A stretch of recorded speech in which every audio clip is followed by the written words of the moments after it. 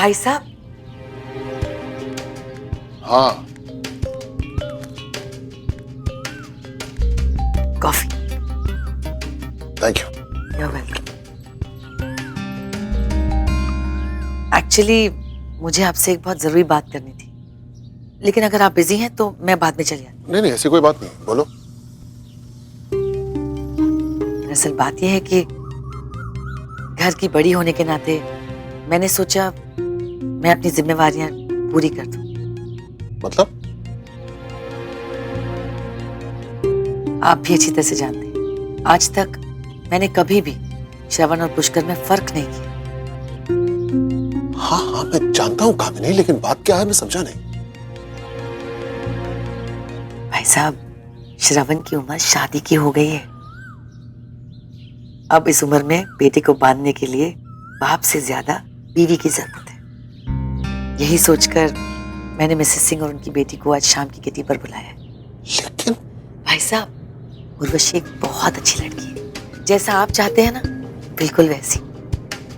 सुशील, सीधी साधी, घर परिवार को संभालने वाली, सबके लिए सब कुछ करने वाली, पढ़ी लिखी भी, सुंदर तो है ही। इसलिए बस आपसे पूछे बगैर मैंने एक कदम उठा लिया। मैंने कुछ गलत तो नहीं किया ना? तुमने वही किया जो कोई भी मां करती है। श्रवण सच में बहुत खुश नसीब है कि उसे तुम्हारी जैसी चाची मिली है। अरे And I'm sure तुम जो कुछ भी सोचोगी उसके भले के लिए सोचोगी। और वैसे भी मिलने में तो कोई हर्ज नहीं। So I guess that's fine. बिल्कुल। भाई साहब, कॉफी ठंडी हो रही है।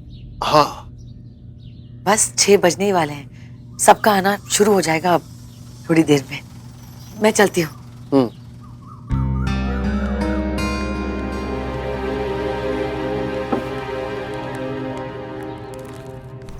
अरे वाह, बस सीधा नाना जी के कमरे में। अपनी मामी मामा जी को तो नमस्ते करना भी भूल गए हो। भाई हमें भी कुछ लंदन के बारे में बता।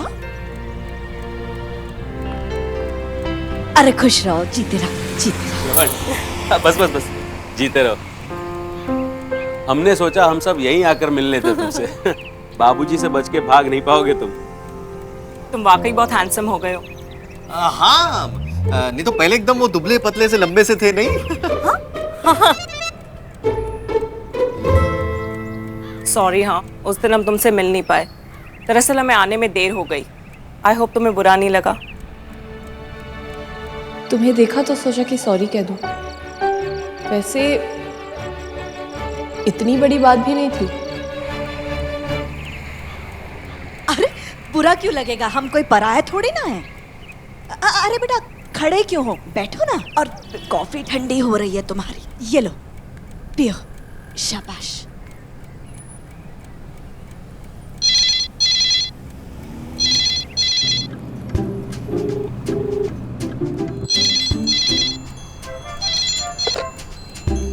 तिवारी किला स्पीकिंग।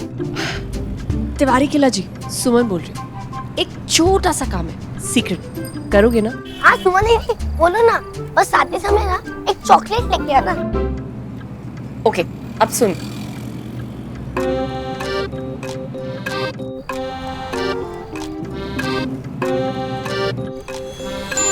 खाने के लिए तो निकल। यहाँ सब है, मम्मी पापा बुआ फूफा और नाना जी भी है। वो सब वो लंबे वाले श्रवण से बातें कर रहे हैं। वो अभी तक है वहीं पर। अरे डब्बू, तू वहां क्या कर रहा है? यहाँ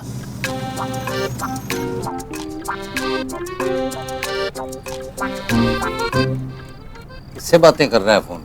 मंजरी से।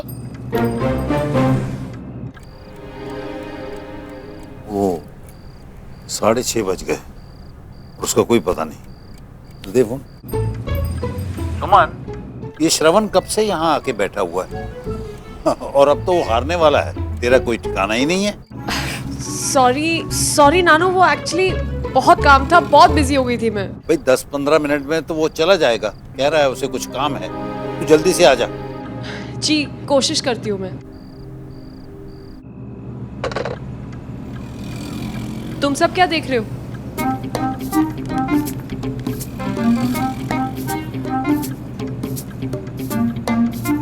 बस 15-20 मिनट और टाइम पास करना है, उसके बाद माता की चौकी तक तो घर पहुंच जाऊंगी।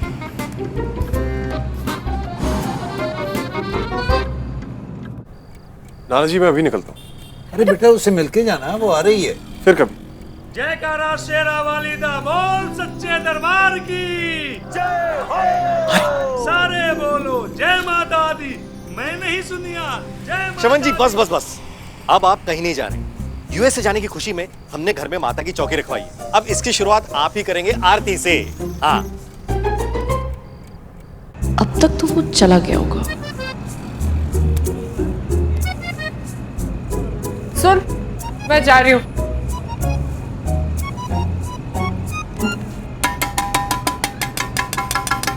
चलो उठो, सबकी छुट्टी हो गई है। तुम सब लोग अभी तक यहीं पर हो, घर नहीं गए? अजीब लोग हो। चलो निकलो सब। चलो चलो जल्दी निकलो। बोल साचे दरबार की यो जय हो।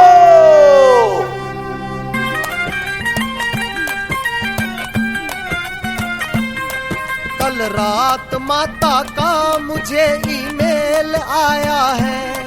कल रात माता का मुझे ईमेल आया है। माता ने मुझको फेसबुक पे बुलाया है। कल रात माता का मुझे ईमेल आया है।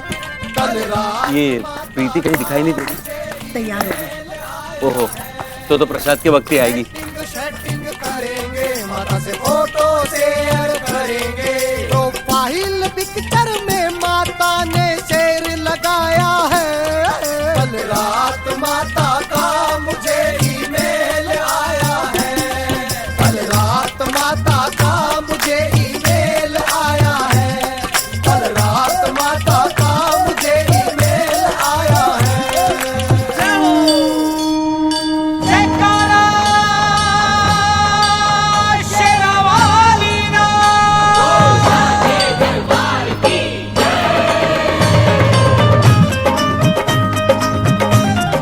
ये सब कहाँ देखने को मिलता होगा तुझे लंदन में? हा?